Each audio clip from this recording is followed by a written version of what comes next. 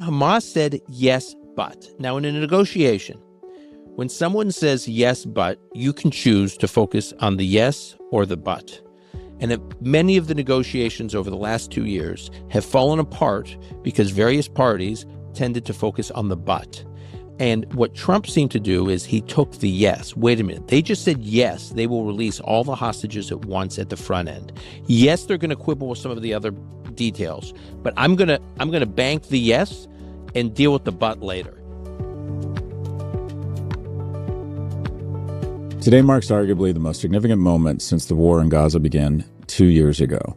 Hamas freed 20 remaining hostages and Israel released some 2,000 Palestinian prisoners as the first step in Trump's proposed peace deal. Israel and Hamas haven't agreed on the broader terms yet, but Trump's already declared, quote, the war is over. We wanted to speak to somebody who could give us sort of the most inside color nuance around this situation. And there was like one name that immediately came to mind, and that's Dan Senor. Dan is a leading expert on Israel and the Middle East.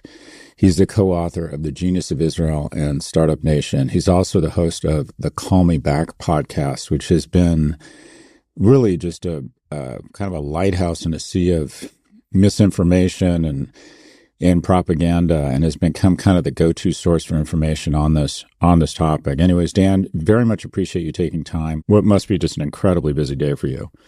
Thank you, Scott. It is a crazy, insane day of extraordinary mixed emotions, but you have been a thought partner with me on this over the last couple years, and some of my most meaningful conversations. I mean this, not that we're not on my podcast, we're on your podcast, and also having you on mine. So I was happy to do this. Let's start with, it feels that Mark Twain saying, how do you go bankrupt slowly then suddenly? It feels like this deal came about slowly then suddenly.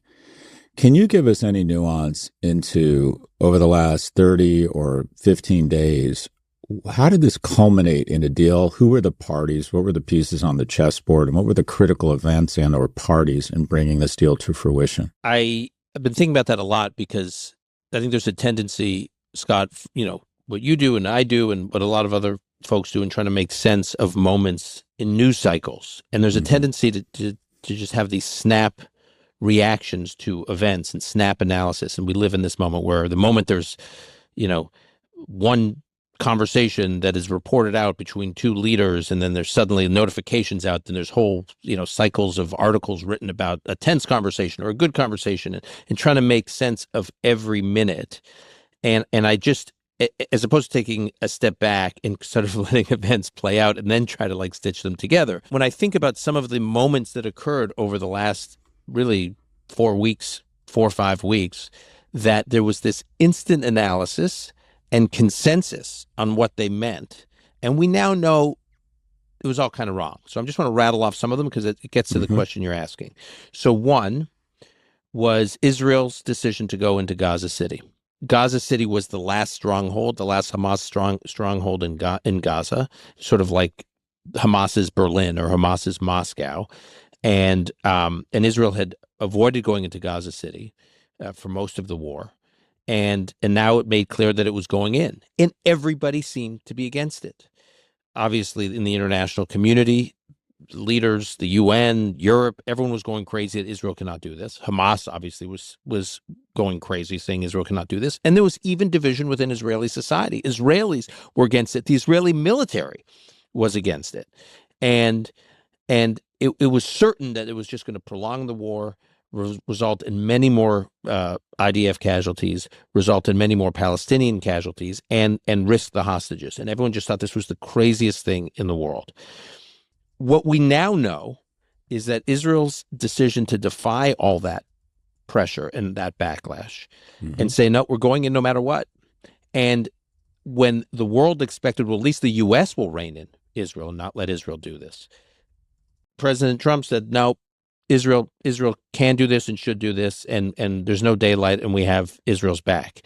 And that and at the time, everyone thought that was crazy. And what we now know, and even critics of that decision, who I just recorded a podcast with today, concede in retrospect that more than anything flipped out Hamas because they realized that there was no one reigning in Israel, that this notion that the Hamas could always use the hostages and the threat to the hostages as leverage against Israel would always reign in Israel. That the fact that leverage or that currency was suddenly being devalued led Hamas to realize we are on our own, and we may want to get back to the negotiating table. That's the first thing. The second thing is, I think history will look back at the Israeli operation in Doha, the attempted strike against Hamas, which was a failure and was deemed a failure at the time.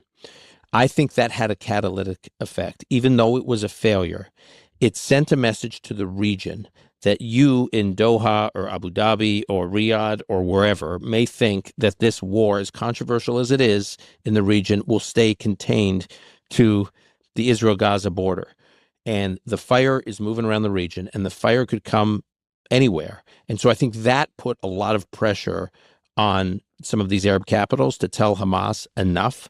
We need to get to a deal. And then the third and fourth thing, which are items which I think are connected, this is going to be controversial, I think, for many people listening to this podcast, but I have to say it. I think that President Trump's decision to do two things. One, to send in Steve Witkoff and Jared Kushner, who we know are not career diplomats, but everyone in the region knows these are two individuals that are extremely close to him. And in the Middle East, that matters a lot. That the sense of family, the sense of personal connection, when the leaders in the region knew that Jared and Witkoff had been empowered by the president to go close the deal, it elevated the stakes for many in the region, including for Hamas. I mean, these guys were in the room with Hamas, like in the last few days, directly. I think that sent a statement. And then lastly, Trump's decision to, and this was, and I still don't know if this was, how analyzed this was, or this was just an instinct. Hamas said in this last round of negotiations, yes, but, right? We will agree, yes, but, and they would have some changes. Now, what was the yes part? The yes part was, for the entirety of these 2 years, Hamas would never agree to a deal that would release all the hostages at once, ever. There was always this, it has to be in phases. Israel has to withdraw. There has to be a pause in fighting. Then we'll release a few more, spread over a period of time. And this was, by the way, I was guilty of assuming that was the only way it could work. It always has to work in phases. Hamas will never give up all at once. And at some point, Trump said, no, all of them at once. We're not doing phases. You're not trickling them out. We want them all out at once at the front end of the deal. And every expert was saying there's no way. He's naive. He's foolish. And then Hamas said, yes, but. Now, in a negotiation, when someone says yes, but, you can choose to focus on the yes or the but. And many of the negotiations over the last 2 years have fallen apart because various parties tended to focus on the but. And what Trump seemed to do is he took the yes. Wait a minute. They just said, yes, they will release all the hostages at once at the front end. Yes, they're going to quibble with some of the other details, but I'm going to bank the yes and deal with the but later. And I do think generally in negotiations, whether it's in business or geopolitics, when you there's a sense that opportunity can beget opportunity. And I think what the U.S. did here was say there's opportunity here. Hamas just said yes to something they've never said yes to before. We're going to grab that. We'll deal with the details later, deal with their buts, and we're going to figure out how to create momentum around the yes. And that's what happened. And once, by the way, everyone in the region, obviously not just the Israelis, but all these capitals, I spoke to government officials, diplomats in other countries in the region, in Arab capitals, and they were like, wow, the moment everyone seized on the yes, we could start envisioning an end to this war. And so that created like, wait a minute, this is in reach. Here we are.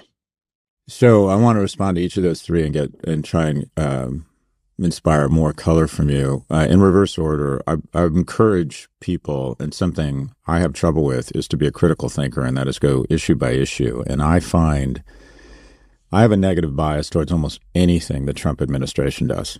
I just immediately, reflexively, subconsciously find fault in everything this administration does. And I think if you are not giving this administration tremendous credit for what has just happened, you are not a critical thinker. Also, I think Jared Kushner, who was my student, I got to think know that, right. I got to think that some of the relationships in trust that he fomented and cemented during the Abraham Accords really paid off here. I got to think he had a lot of these people on speed dial. Also, quite frankly, in typical Trump fashion, he seems more focused on the prize than the peace itself. So we tend to, again, want to have a conversation around whether or not, who deserves credit. The Trump administration deserves a ton of credit for this. So kudos to them. The thing that you said that really shocked me and had changed my mind because I felt differently about it was the strike on Doha. I thought they were kind of 4 for 4, the pager operation, most strategic, effective, precision counterterrorist attack in history, right? Taking out Iran's air defenses. We are all safer. If I could pick the Nobel Prize, if I was the Nobel Prize Committee, it would absolutely go to the IDF. I think they've created a much more sustainable peace, a tremendous sacrifice to them strategically with incredible courage, technology, bravery, everything we would hope from our military. They were sort of 4 for 4. And then I thought, oh no, the Doha strike not only was probably a bridge too far, but it was a failure. That was just too far. But I don't think there's any ignoring the timing that it happens. And all of a sudden there appears to be new pressure on Hamas. And my sense is that 2 external parties, and tell me if you agree with this, that can put pressure on Hamas were Qatar, and to a certain extent, the Trump administration putting pressure on Israel. There's just a small number of parties that could really put pressure on these groups. And it feels like Qatar is one of those parties. And to your point, when Qatar said, Honey Badger don't give a shit, they will come in and start bombing our cities, shit just got very real for us. And we would like to see this come to an end. The Gaza City thing, that was not even on my radar screen, but a long-winded way or an intro into a question of, we have a tendency in the U.S. to look at the Gulf as one amorphous region with similar politics and a similar view of Israel. And the reality is Qatar is just much different than the kingdom, which is much different than the UAE, which is not much different than Bahrain. And I'd heard you talk about the role that Turkey played here or will play moving forward. And I hadn't even brought that into the calculus. Can you give us a sense for the different players in the region, who played a critical role and who plays a critical role moving forward? So I'll tick through each of them quickly, and then if you want to focus in on any one of them, just let me know. Obviously, the Saudis play the most important role in the region. Mm-hmm. Their largest economy, the only ones that have a real serious military in the region. And a modernizing leader in Mohammed bin Salman, regardless of what some may think of him, he is single-handedly transforming that country. And it's understood both in Riyadh and Jerusalem that if there is normalization between these 2 countries, between Israel and the Kingdom of Saudi Arabia, the Arab-Israeli conflict is effectively over. And really the region and big parts of the world will be transformed too as a result of that. And I know the Saudi leadership was planning on normalization with Israel before October 7th. And I know they're still committed to it. Obviously, the details got a little more complicated because of October 7th, but they're still committed to it. And this has been a huge carrot for Israel. Like, what do they need to do to get to Saudi normalization? So Riyadh is a major player. Qatar, for all the obvious reasons, is a major player here because they have direct channel to Hamas, whereas Saudi Arabia does not. And the Hamas leaders that are not in Gaza are based in Doha. And Qatar, the government of Qatar, had been working for years with Hamas in Gaza, long before October 7th, with, by the way, the knowledge of and it sort of quiet support of the Israeli and U.S. governments. And Qatar. And there's a sense that Qatar will play a big role in Gaza after the war. So when Qatar says it's now or you've lost us, that matters a lot in these conversations between the Arab countries and Hamas. And I'll also add that Qatar is in this unique situation where it's got extraordinary wealth, And yet it's a tiny, tiny country and a tiny, tiny population. And I've heard officials from Qatar describe their situation to Kuwait in 1990. Small country, extraordinary wealth, extraordinary natural resources. But in one day, in August of 1990, Saddam Hussein's military rolls into Kuwait and declares Kuwait the 19th province of Iraq. And sure, Saddam's forces were kicked out of Kuwait, but that Kuwait has never recovered, that its stature and its status in the region never recovered to this day. And I've heard officials in Doha basically say, we don't want to be that. We're scared of being that. And so Doha's MO has been to be friends with everybody. They're close with the U.S. They host a U.S. base in Doha, not too far from where the Israelis tried to strike Hamas. They have open ties with the Muslim Brotherhood. They have open ties with the Iranians. They have open ties with, the bad actors in Afghanistan, the Taliban. They have a relationship with everybody, with Europe, with Russia, with Putin. That's their MO. We're friends with everybody, and hopefully that will give us some sense of security. And that model, that approach with the strike that Israel conducted in Doha, put that. Can we be friends with everybody, or and it's not going to cause problems with us? Because right now, Israel striking in the heart of Doha is doesn't feel very safe. So that's Doha. Egypt and Turkey, to me, are the most interesting stories here. Turkey, after the Israeli-U.S. war against Iran, meant that Iran is no longer a real player in the region. And it's lost its proxy system. Hezbollah, the Houthis are kind of on their last legs. The satellite state in Syria and Damascus, the Assad regime, which had been in power for 53 years, gone. And Iran is naked, no air defenses. Israel and the U.S. having total air superiority over Iran. So Iran is no longer a player. So with Iran out of the region in terms of a power player, still in the region, but not a geopolitical power, the two countries now that matter the most are Israel and Turkey. Turkey is a major, to me, the Israel and Turkey as the future major players in the region is the big story, and therefore Erdogan has a lot of capital, political capital, and he also has, and again, this will make some people uncomfortable, but it is the truth. He also has a very good relationship with Trump, and I think Trump pressed on that. There are a lot of things that Turkey wants out of the U.S.-Turkish relationship, certainly on the military side. And Erdogan and Trump have a very direct relationship. So pressing on Turkey to help close Hamas was important. And the last country here is Egypt, which is, we all focus on, and the press just focuses on that as though there's only one border for Gaza, which is the Israel-Gaza border. When in reality, there's two borders. There's the Israel-Gaza border and there's the Gaza-Egyptian border. And Egypt was occupying Gaza before the 1967 Six-Day War, and Egypt could have let any number of Gazan Palestinians, war refugees, into Egypt over these last 2 years, and did not. They basically barricaded the place. And Egypt has a big stake in what happens in Gaza next, and they have direct channels with Hamas, and they are also the second largest recipient of U.S. foreign aid to this day. Egypt is a massive, massive recipient of U.S. foreign aid. And so for all those reasons, concern about the war spreading throughout the region, close ties to Hamas, and a big recipient of U.S. foreign aid, I think gave the U.S. a lot of leverage over Cairo. What is the state of Hamas right now? There's a general viewpoint that militarily it's been totally neutered. As a political body, as a military force, where is Hamas right now? I think militarily it is virtually non-existent, meaning it basically had a free run from 2007, call it, to October 7th, 2023, to build up a very sophisticated military. Think of it as what we tend to think of it as like a militia, or it is a terror group, but the way it was organized and trained and developed like a light infantry army of a sovereign state. It had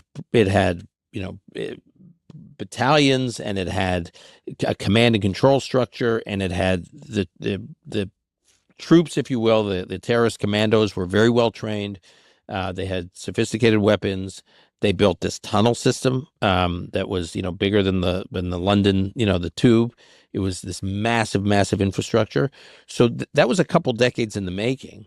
And so what does Hamas have now? Most of their fighters that have been training over the last number of years have been wiped out or captured by Israel. Its leaders have been largely wiped out.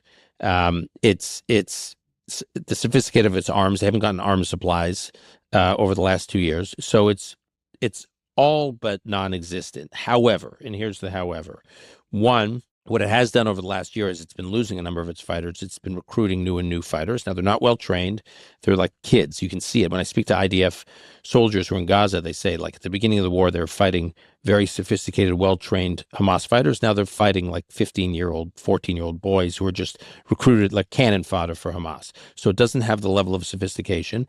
They haven't received new arms, but there are some arms still there. And how we handle, or how the U.S. and all those involved who are meeting in Sharm el Sheikh today deal with the disarmament of Hamas, of what's left of their arms, is going to be a very complicated issue. Not easy to discern how that's going to be implemented.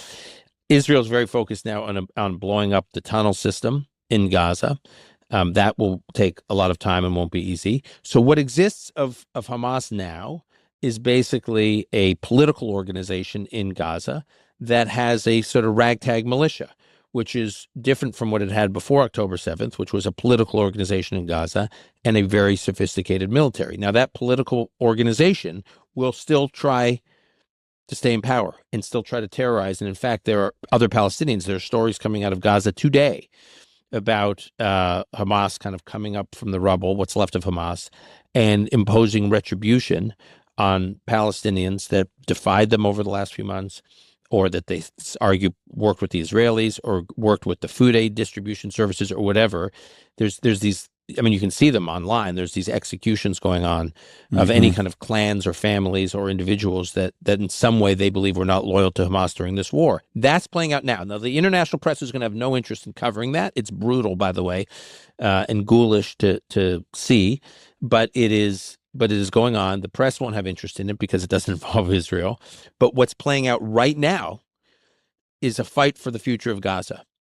And whether or not there are Palestinians that are willing to stick their necks out and say, we want a different future than what we've had since Israel pulled out of Gaza, 2 decades ago. And Hamas is going to try to play in that competition.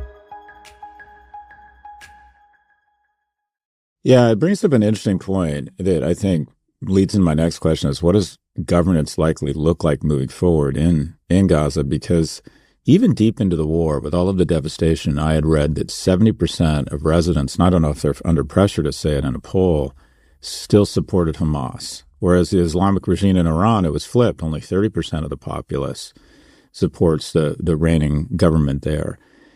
Does Hamas still have deep support among the people of Gaza, which likely means they are going to be very involved in governance? What does governance look like, and what is the current view on Hamas amongst the residents of Gaza? So it's not clear what governance will look like. Right now, we don't know what exactly it'll look like, because there's going to be this international stabilization force that's set up. There's these Arab countries that are going to step in, the Emiratis, the Egyptians, maybe others. They're going to come in and try to help run the place. There's this body, this board that's being created. Tony Blair is going to have a big role in trying to create some transitional technocratic governing body to kind of just run the place. So basically get a bunch of technocrats, not ideologues, who can come in and just, get the trains running on time. Start thinking about the rebuilding, start thinking about getting humanitarian assistance to Palestinians, start dealing with just delivering essential services to Gazan Palestinians before they really think through who's going to govern this place, who the future of the Gazan state, or whatever we want to call it, will be. I think we don't know. Your point about 70% of Gazan Palestinians supporting Hamas, when you drill down into that data, what you find is it's not so much that they support Hamas, and this is both. And this is going to sound odd to say, but it's both an encouraging sign and a counterintuitive, an encouraging sign and in a counterintuitive sense, but also a depressing sign. They don't necessarily support Hamas. They support October 7th. That's what the polling says. So they say they're frustrated with Hamas, and they're frustrated with Hamas running Gaza, but they support the war against Israel. And that to me is, we're now going to see whether or not that's what they felt the pressure to say, whether or not when Palestinians in Gaza can start speaking freely, do they say, look, invading Israel and war after war after war against the Israelis was a mistake. We set back our own cause and we need to start a new day of coexistence. Whether or not that there is that sentiment out there, and there just needs to be oxygen in the space where Palestinians can feel safe articulating it. We don't know. The flip side is it could be that Hamas, at least in its hatred and its ideological hostility to Israel, is so entrenched as in Gaza and among Palestinians that no matter who emerges in Gaza, that sentiment, that hold on people's minds cannot be broken. We don't know. I mean, what I'm looking forward to is testing it. I mean, we have to test this now. Is there a world in which there can be some leadership in Gaza that can be willing to coexist with Israel? And I will say it's not easy, because to do so, if anyone is willing to stick out their neck and present that kind of vision, they are risking their lives. They are risking their lives. So to what degree are you concerned that the prisoner swap, so 20 hostages and whatever remains they can locate, turn back over to Israeli families? In exchange, Israel has released some 2,000 Palestinian prisoners. Is this, to what extent are you concerned, and is there any way to safeguard that that the Israelis or this deal isn't just repopulating the leadership ranks of Hamas? Because if I remember correctly, Sinwar was once a prisoner of Israel and was handed back. To what extent are the Israelis, against their will, they would not rather have this way, are they going to just replenish the leadership of Hamas? It is one of the things I'm most worried about with regard to this deal and the previous deals. You're absolutely right. In 2011, Israel did an exchange. They released 1,027 Palestinian prisoners from Israeli prisons to get back one hostage, Gilad Shalit. And one of those prisoners that was released, as you said, was Yehia Sinwar. And the question is Israel releasing today a lot of Yehia Sinwars? I think there are two problems with this approach of the prisoner releases, and I don't think Israel had a choice, but there are two problems with it. One is, not only are you replenishing Gaza and the West Bank, because some of them are going to return to the West Bank, with these monsters who know how to be monsters and are quite skilled at being monsters, even if they've been in prison for 10 or 20 plus years. So you're replenishing, as you said. And two, you're sending a message that this works. When you take Israelis hostage, you get your heroes, if you will, the biggest monsters from Hamas, out of prison and back home. So it has two effects. A, it creates a risk that the people who know how to conduct this kind of violence and wage this kind of mass violence are now free. And two, you create an incentive structure, because you're saying this is how we get our people out of prison. We steal Israelis. So this is what I'm among the things I'm most worried about. This is right up there. And yet I don't think Israel had a choice. It's the way Israel deals with hostages is perplexing to so many people around the world, because if you look at the standard practice when someone is taken hostage, the standard practice, the practices that are encouraged by experts in hostage negotiations, is to downplay the significance of the hostages, to not make them household names, to not turn them into these symbols of a priority for society. Even if it is a priority for society to get them back, you shouldn't turn them into these rallying cries, because that only increases their value. Their stock only goes up in the eyes of Hamas. Wow, look how badly Israel wants these people back. All the more reason to hang on to them. All the more reason to kidnap more of them. So, and yet Israel, time and time again, does this. They whenever Israelis are taken hostage, you get a version. This was an extreme version, but you get a version of what we've just seen over the last 2 years, where there's a sense from Israel's enemies that Israel wants nothing more than getting these hostages back, on the one hand. However, if you listen to Hamas's rhetoric, one of the things they have said, including Sinwar himself, was that Israel's greatest weakness is they love life. Israel's greatest weakness is Israelis love life, whereas we love death. These are not my words. This is Hamas's words, Sinwar's words. And they thought that the kidnapping, the taking of hostages, is what would break Israel because they're so weak, that they so desperately want these people back. And I could argue this so many ways, Scott, and I think about this a lot. On the one hand, of course it's a weakness for all the reasons you and I were just saying. On the other hand, when you watch the images from today and you just see this, the vibrancy of Israel and the health of Israeli society, and regardless of what you think of its politicians, regardless of what anyone thinks about certain decisions they made here or there, you just watch Israel was willing to risk everything to get back what? These musicians and these kids who went to the Nova Music Festival, and innocent, people who lived on the wrong kibbutzim and, and were there at the wrong time, and just these regular people that are willing to risk everything. And what is Hamas trying to get back? Hamas is trying to get back monsters. I mean, literally agents of barbarism, not just agents of chaos, agents of barbarism. That's who they value.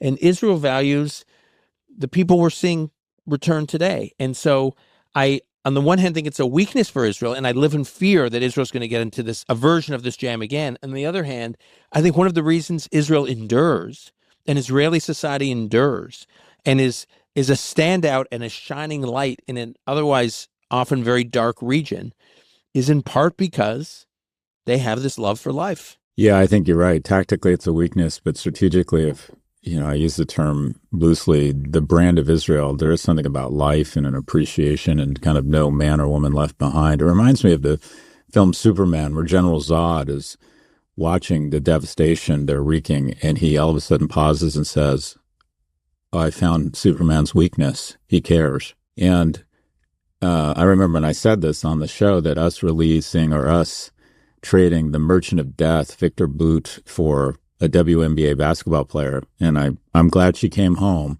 but that at that moment we guaranteed more Americans were going to be taken captive, and that's the realpolitik of it. And it's an impossible, if you're looking for moral clarity in geopolitics, you're just not going to find it. Of this 20-point plan, what are you most worried about? It feels, I love what you said earlier, and I think it's actually a great business lesson, that if you can, if you're trying to take over a company or a merge with a company, if you can get the price agreed to, you can probably work out the rest, right? And what you're saying is the release, the hostage and prisoner exchange was was the price, and that we should be able to figure out, both sides should be able to get to some sort of resolution. Of the remaining points to be ironed out, what do you see as the most fraught with risk of an enduring peace here? One, the issue of disarmament, which I referenced earlier. So among the 20-point plan, Hamas must be disarmed. How's that going to happen? Who's going door to door and tearing Kalashnikovs and RPG launchers from the hands of Hamas? Who's doing that? Really, who's doing that? Are Egyptian and Emirati forces doing that? Maybe. Are American forces doing that? No. Are Israeli forces doing that? Israel has basically conceded that it won't be as by agreeing to this deal. So there's talk about Hamas disarmament, but I don't see Hamas saying they're going to disarm. And I don't know because to go door to door and get those Kalashnikovs means every time you quote unquote knock on a door, you're risking your life.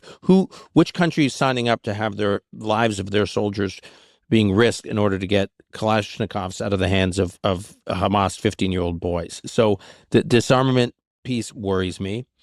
The role of Hamas in the governing structures you and I were talking about, not clear. I think that if Hamas emerges as a player in a future governing authority in Gaza, it will be a huge win for Hamas that will be able to say that, Israel took out Iran, Israel took out Hezbollah, Israel had a role in taking out the Assad regime, but we, Hamas, we launched the biggest massacre on the Israeli people on the Jewish people in a single day since the Holocaust, and we're still standing. And not only are we still standing, but we are actually have a role in the governing authority in Gaza. So that the message that sends to the region worries me. I can go on and on with some of my other concerns, but I think the biggest caveat to everything I'm saying, which is what is so extraordinary to me about this deal, not only getting all the hostages back at once at the beginning, was that the IDF is still in Gaza. The IDF is still in 53% of Gaza, according to this deal. Now, it's not in Gaza fighting, and it's not in war fighting mode, but it is there. It is present. It can obviously turn on war fighting mode when it wants to. So Israel has real leverage now as the details are being sorted out to basically say, we're still here. And if we're uncomfortable with the way things are going, we have a lot of tools as well. So I have a lot of concerns. Those are mollified by, from my perspective, from Israel's perspective, by the IDF being allowed to stay in Gaza until some of these details are sorted out. I want to turn to the politics or governance in Israel right now. Something that I found incredibly distressing but not surprising was the deafening silence from the kind of pro-Palestinian advocates here in the U.S., because my understanding is that this deal is absolutely not what certain factions of the far right in the Knesset wanted. They wanted occupations, they wanted settlements, they wanted continued military presence. They wanted permanent displacement of the Gazan Palestinians out of Gaza. They want, you're exactly right. Now, everything the hard right wanted, really, I mean this, and I'm obviously I'm an advocate and I defend Israel, but I'm a critic of the hard right in Israel. I know what they wanted. Okay, I know what they wanted, and they didn't get it. Yeah, and this feels like a deal. This feels like, to me, the best, or arguably a pretty good deal for Hamas.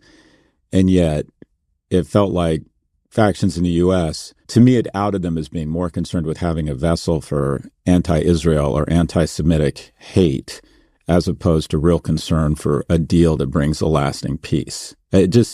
I saw none of these flags flying or none of these celebrities urging Hamas and Israel to get this deal done. It's almost, the analogy I would use is what you talked about with Egypt or some of the other Arab nations, that they saw the conflict in Gaza, quite frankly, is politically advantageous for them from a brand and a PR standpoint, but weren't that interested in actually helping the people of Palestine. And so I'm using that one, that's a comment leading up to a question, which I think you agree with. But give us the state of play of the governance, how Israel, my sense is Israel, the far right faction, which a lot of people would argue had way too much influence over Netanyahu, destabilizing the region. There was a fear that there was a kind of wag the dog situation here where Netanyahu wanted to be on a war footing, regardless of what the right thing or the humane thing was to do, and that the far right in Israel did not get what it wanted. Far from it here. Talk about the governance in Israel, how this deal came about, what kind of pressure was applied, and what do you think this means for governance and specifically Netanyahu moving forward in Israel? So, a few things. First, I completely agree with you. We have been lectured and hectored at for the last number of months that there is a genocide taking place in Gaza. And this was everything from these rallies and protests in places like London and Paris and New York City to, as you said, the Hollywood elite, anyways, I don't want to start singling out names. You know who these people are. They were all talking about a genocide. Stop the genocide. Okay, now, obviously, I strongly dispute it was a genocide. It wasn't a genocide.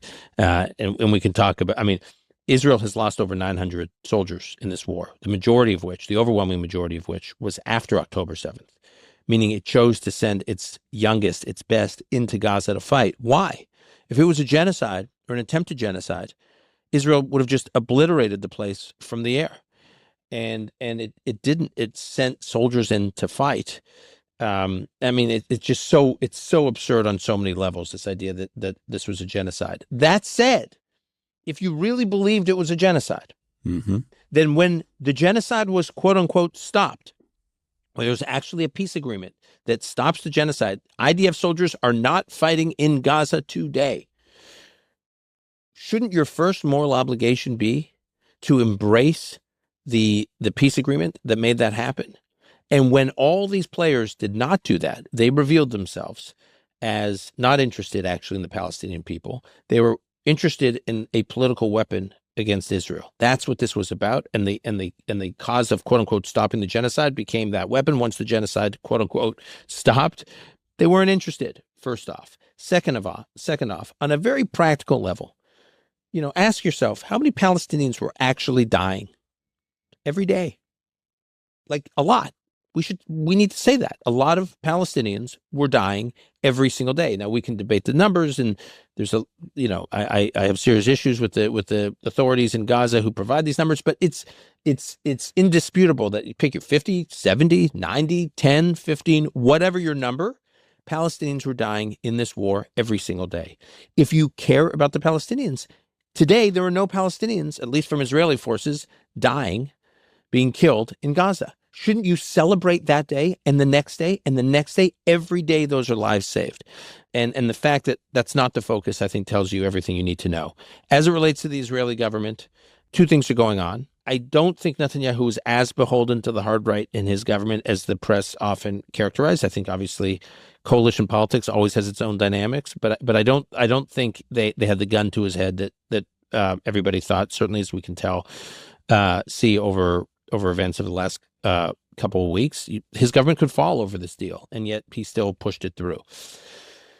Israel now is going to have to go to elections at some point between now and October of 26. According to Israeli election law, the next election has to happen by October of 26. And so now the big question is, does Netanyahu go to elections soon? Does he go to elections very soon? Does he, quote unquote, take the win and say, I'm now, only I could have gotten this deal done. Only I could have gotten the hostages back. And only I now can take this energy and this talent that you saw as I maneuvered the geopolitics of Israel in the region and the world and got the Iran threat eliminated. I got the Hezbollah threat eliminated. And now I'm the guy to make Saudi normalization happen.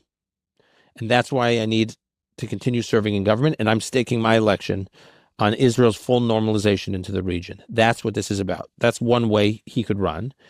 The other way he could run is actually just delay the election and push off calling elections well into next year and try to start making the normalization happen and then run on that. I think the latter is a riskier course for him because I think on the one hand, there's a lot of promise in terms of normalization. I think we're going to see movement from Saudi Arabia with Israel. I think we're going to see movement from Syria. And I think we're going to see movement from Indonesia. So there could be a lot that happens on the normalization front. But as we know, diplomacy and international politics can take weird twists and turns. And I think Netanyahu would probably want to run as the guy who can deliver it rather than the guy who's in the muck of trying to deliver it. But either way, he's going to have to go to elections. And of course, I'm not talking about the elephant in the room. He was the prime minister under whose watch the biggest catastrophe for the Jewish people, as I said earlier, in a single day since the Holocaust occurred. And that notion, that reality has never been tested in Israeli politics. People say, well, Golda Meir in 1973, after the Yom Kippur War, she got reelected right away. It's true. But the Yom Kippur War was catastrophic for Israel. It was 19 days. It was in retrospect, compared to what Israel's just gone through in terms of the shattering of Israel, the trauma for Israel, nothing else comes close to it. And Netanyahu was prime minister when it happened. And I don't know if that's surmountable. We have these periods, Scott, where you say, what's the first election going to be like in the US? What's the first presidential election going to be like after COVID? Or what's the first presidential election going to be like after the 2008 global financial crisis? Or what's the first election going to be like after 9/11? We go through these periods, and the truth is it's very hard to know ever what's going to happen in these elections, because on the one hand, after 9/11, Bush got reelected. And not only did he get reelected, he won the midterms in 2002, right after 9/11. Of course, there was no way the Republicans would have won the White House in 2008 after the global financial crisis. So these things can go in all these different directions. When you have these seismic events in the life of a nation, trying to predict what the politics would be, I think it's totally unprecedented. You don't have no historical precedent in Israel's case to point to in terms of how the electorate will react. I do think you will see one phenomenon this time in Israeli politics. is the emergence of what they call the miluimniks. The miluim is a Hebrew word for the reservists. There were all these so Israel's standing army is pretty small. It depends on this incredible reserve force, which are people in their 20s and 30s, basically, who have day jobs and kids and, cool jobs in tech and whatever. And, over 300,000 to 400,000 of them fought the reservists and the standing army in the last 2 years. That's a higher percentage of Israeli society than the percentage of the American population that fought in World War II. So this war touched everybody, every family. And all these, it's a small country, as a friend of mine just said, but it's a big family, Israel. And these reservists, who are very talented, impressive people, you know many of them. For the first time, I'm hearing from them, you know what? Maybe I should run for office. I never thought about a career in politics. I was working in tech in Tel Aviv. I worked in an elite unit. I served in an elite unit in the IDF, but I was basically disconnected from politics. For the first time, I'm hearing those people say, this must be a new day for Israel. This must be a rebirth. And it's our generation now that has to play a role. So I do think in Israeli politics, everyone's focused on Bibi or not Bibi. The arc of history bends one way or the other towards how you think about Trump. It's the same with Netanyahu. He's such an outsized force in Israeli politics. I think we focused on Netanyahu, as we should in our analysis, at the expense of, I think, a new generation that will be rising in Israeli politics. And the role they play could be certainly unprecedented and very interesting. It's so interesting. I immediately go to, and I don't mean to diminish the gravity of these situations, but I immediately go to branding because marketing is my background. And brands, Heineken's a fairly pedestrian beer in Holland, and it's a luxury beer in the U.S. And Budweiser's a luxury beer in the U.S. And I find that some of these historical figures, whether it's Tony Blair or Golda Meir, are much more popular outside of their own nation. And I was struck by how many people were applauding at every mention of Trump in these celebrations in Israel yesterday and today, and booing when they heard the term Netanyahu. And then I've also heard other people say that Netanyahu was literally running to stay out of jail. Yeah, I don't buy that. I mean, I'm open that's not accurate. A whole range of criticisms against Netanyahu, but I think this idea that,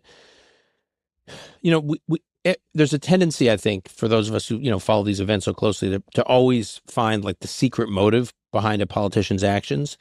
So then this narrative emerged that Netanyahu has these corruption cases and that he just wants to extend the war in order to extend his government, stay in power, and the odds of him going to jail go down if he stays in government, and therefore, unfortunately for Israelis and Palestinians, the war has to go on and on in service of Netanyahu's political career. I don't buy it for two reasons. One, these corruption cases are pretty weak. If you look closely at even Netanyahu critics who are deep into the legal aspects here, I think they're pretty weak. A, B, even if he's found guilty, these legal cases have been going on forever. They will go on for a while. Even if he's found guilty, he will likely appeal them. The idea that anyone's sending Netanyahu at that point well into his 80s to prison, it's just not believable. I think what's so complicated, and I think you talked about this at the beginning about like trying to compartmentalize how you think about Trump and being able to hold many views. One of disgust, which you articulated at the same time, of that you're impressed by what was accomplished here. I think it's important to understand or just keep in mind that politicians usually have many competing motives. I've worked with a lot of politicians. I always find this. There's a sense of commitment to public service. So genuine, good-spirited, like I want to try and do things. It's, publicly spirited people who at the same time have their own issues about their reputations and how they'll be thought of in history and and some degree of narcissism. It's all wrapped up in that, in the decisions to make. It's all wrapped up in it. And Netanyahu, his political rise, if you go back to his political rise now decades ago, basically was on the back of the heroism and tragedy of his brother, Yoni Netanyahu, the Battle of Entebbe, the Operation Entebbe. He led the operation into Entebbe, got these Israeli hostages out, and he was the only one who was killed in the operation. And that is when the Netanyahu name became this like like this mythical, like larger than life name in Israeli society. And then soon after, Benjamin Netanyahu ran for office or got involved in politics, ultimately ran for office. The idea that the bookends of his career could be the Yoni Netanyahu story at the beginning of his career, rescuing Israeli hostages, to the other bookend being the largest number of Israeli hostages taken on his watch at the end of his career. And I'm convinced, I'm not in the man's head. I speak to him from time to time, but I'm not in his head. I'm convinced that that other bookend, he was not willing to allow that other bookend be the bookend, that he was going to get these hostages back. Now, when someone says, I'm going to get these hostages back, is it because he's publicly spirited? I believe he is. I know that's going to be hard for people to, I believe he genuinely wanted these hostages back. Is he also consider himself a custodian of his own reputation and his own career? Of course. Point to me a politician that doesn't. And so it's like we should be able to say that politicians are complicated enough just because of those two competing factors that they're constantly like twisting and twirling inside their heads. We don't have to come up with, and then there's this, and then there's this, and they sneakily try to do that. I think we're all usually wrong about those layers and layers and layers. And these two big factors are usually the factors. And tragically, they sometimes compete with one another. But when they're synchronized, they're all both moving the same direction. That's when I think the real magic can happen. And I think that's what has happened actually both for Netanyahu and for Trump in the closing of this deal. Let's assume that there's something resembling an enduring peace and that this conflict has come to an end. And let's take off the table that let's assume that the residents or the citizens of Gaza and Israel are winners here. Who are the other winners, and probably more interestingly, the losers with this peace? I think obviously I think Israel is a winner. Mm-hmm. I actually think the Palestinians are winners here, the Palestinian people, Mm-hmm. for the reasons I was saying earlier, which is the war ends. And at the same time that the Arab world has made clear that they're committed to rebuilding Gaza. So the war ends, and it's not like everyone's abandoning ship and bailing on the Palestinian people. So the Palestinians are winners here. I think the U.S. is a winner here because it has demonstrated that, there was this image someone was describing to me today on television, a split screen of Israeli soldiers taking the hostages out of Gaza and returning them. So you see the image of these Israeli soldiers taking hostages out of Gaza at the split screen on the news at the same time that Air Force One was landing at Ben Gurion Airport in Tel Aviv. And it was that split screen, which is the power of course, the guy in the uniform, the soldier from whatever country is fighting. There's power that comes from that.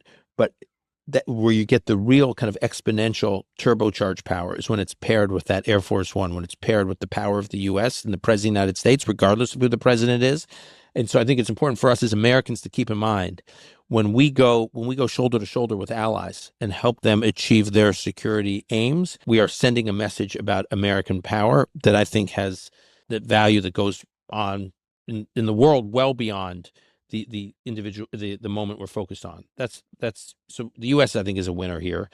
And I think the Arab world are largely winners here because they get calm, they get some stability, they get, the Gulf states like the Emiratis and the Bahrainis have been huge beneficiaries of the Abraham Accords. There's now a potential now for further normalization, which I think will do wonders for the growth, the modernization, the economic growth in the region. So they're winners. I think the losers, if I would pick one other bucket of losers, are most of Europe. Not all of Europe, but most of Europe. I think the European leaders like Starmer in the UK, like Macron in France, and then outside of Europe, like Carney in Canada, I think made a huge mistake. Just when pressure was mounting on Hamas, they came in with that recognition of a Palestinian state at the UN, which basically declared that they believed that with no conditions that Hamas release hostages, with no conditions that Hamas leave Gaza, with no conditions that Hamas rearm, they sent a message that, as far as Europe was concerned, in Canada, that October 7th was Palestinian Independence Day. And that was a terrible move by them. And then even worse for them was then Trump completely ignores them and moves his own diplomacy to make something happen. And he does it. The U.S. does it. The Gulf states do it. And Europe's completely cut out of it. They're like not even involved. So they also look impotent. Not only did they make the wrong bet, but then they looked impotent. So I would say Hamas in Europe and Canada to some degree are the losers. I think the Palestinian people, Israel, most of the Arab world, Turkey, and the U.S. are the winners. There are a few people I know in this nation that understand the chessboard better in the Middle East than you. You've served in government. You've obviously been studying these issues and almost become sort of a go-to media figure. If someone had laid out on October the 8th what just transpired, and then you had to guess what was going to happen over the next 2 odd years, what has surprised you most about what has happened militarily, politically, and also domestically in the U.S.? I mean, I had Sam Harris on my podcast on the anniversary, the 2-year anniversary of October 7th. I asked him on the 1st-year anniversary of the podcast, I asked him what surprised him the most. And he said just the explosion of anti-Semitism. Yeah. And then he said on year 2, he's still surprised by it. For me, I was surprised by it in year 1. By year 2, I guess I was still surprised. I kind of had become numb to it a little bit. I do worry, Scott, that many friends of mine, Jewish friends of mine, are like, okay, this period is over. Hostages, the living hostages are back. The war is over. We're done.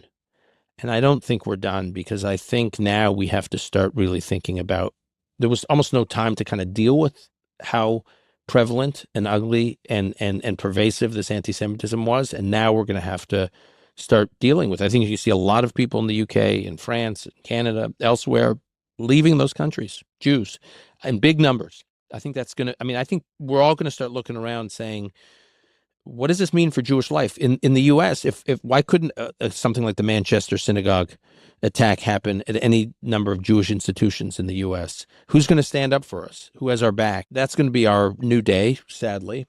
And then the other big surprise for me is taking out Iran. I couldn't be more emphatic about what, if you would have told me, forget about my surprise, if you'd have told Sinwar on October 6th, right? Or give him your scenario on October 8th. Hey, you just launched this attack, and in the next 2 years, let me tell you what's going to look like. Hezbollah, your sister terror organization in Israel's northern border, gone. Their whole rocket arsenal, gone. The Assad regime, in power for over 5 decades, gone. Iran's nuclear capability, which was emerging to pose an existential threat to Israel, gone.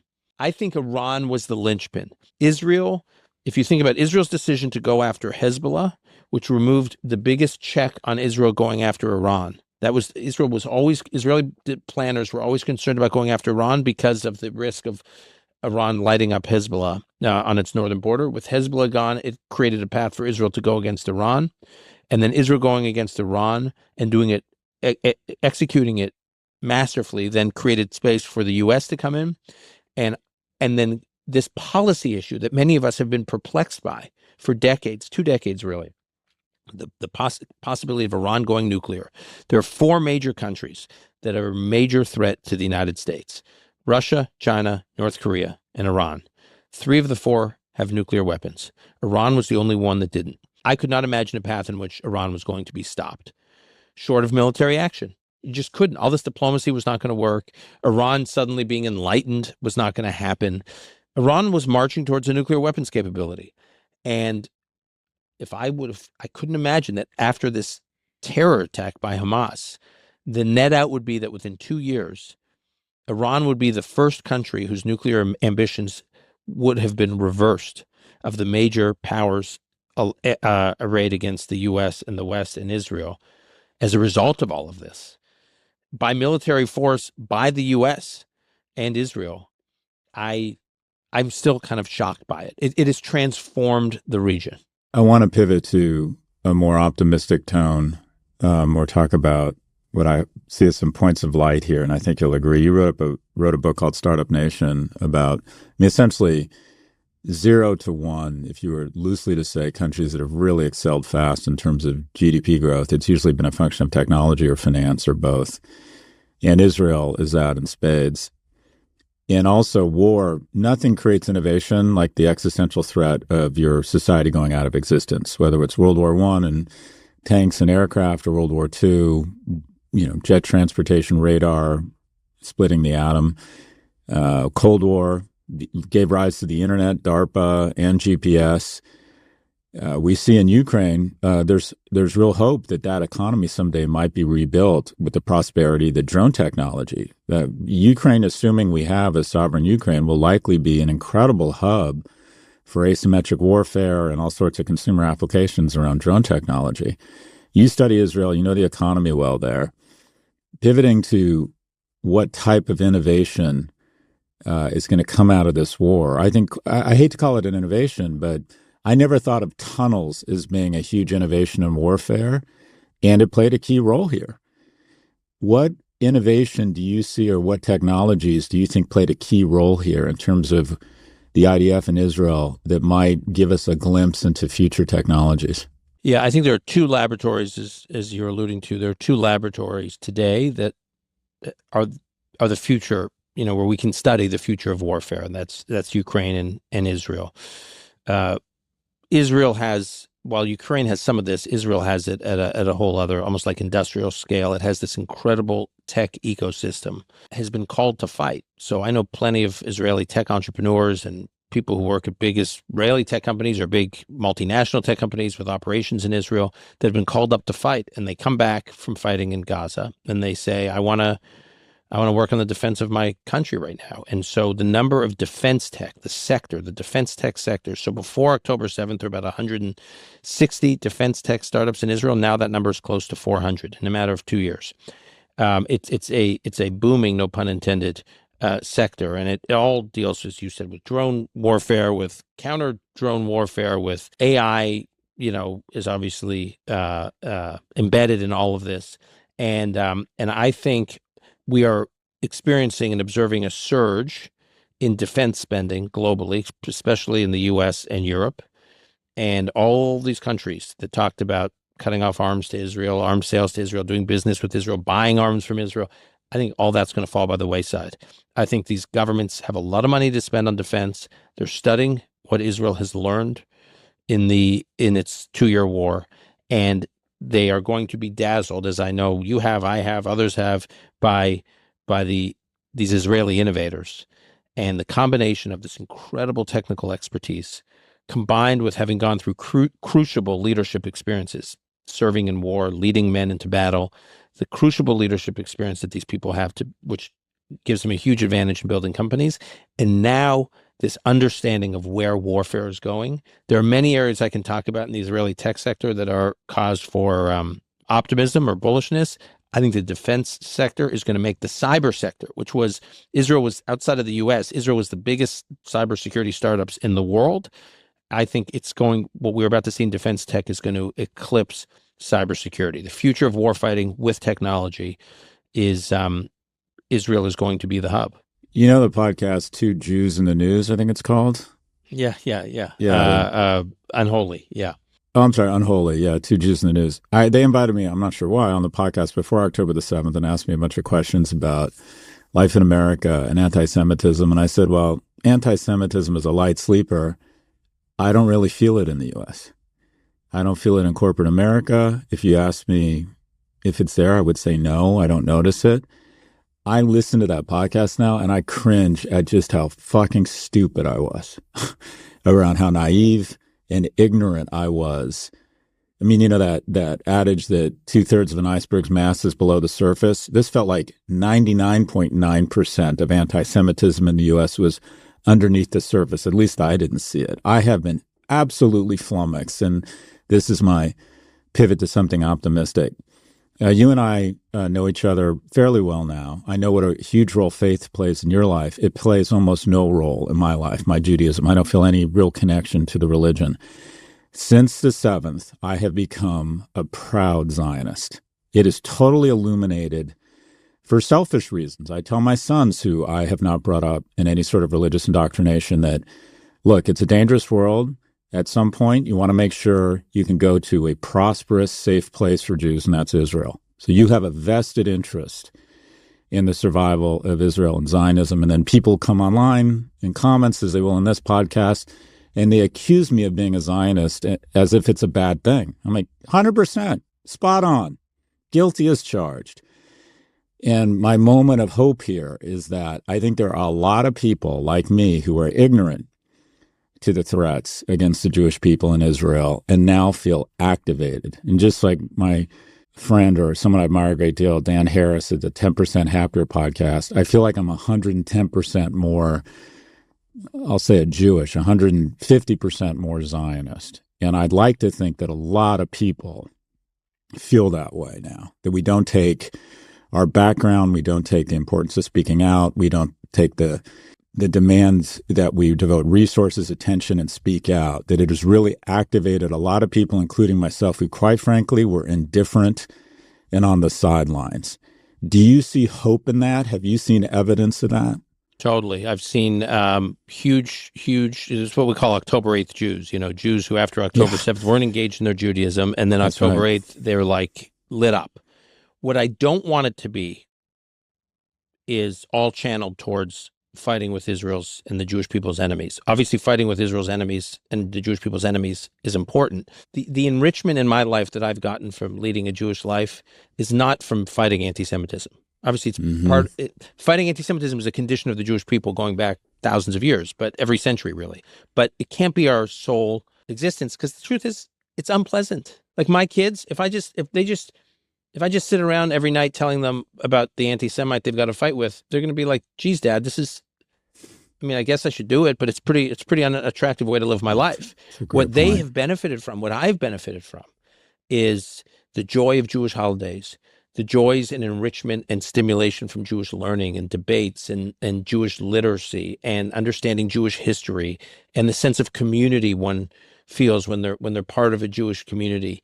The rituals, there's so many rituals we live with, my family. Every Friday night we do a Shabbat dinner. My children love it. My wife and I love it. We have people from the community come for Shabbat dinners, or we go to other people's homes. It's like a resetting every week on the Sabbath of family interconnectedness, not with devices, not with, parties and social events, but with togetherness, human interaction, reflecting on the week, reflecting on time. I think those, I could go on and on about this. Those are the things that I hope those who are October 8th Jews don't suddenly become, what date is it? October 13th. Don't suddenly that October 8th Judaism doesn't end on October 13th, 2025.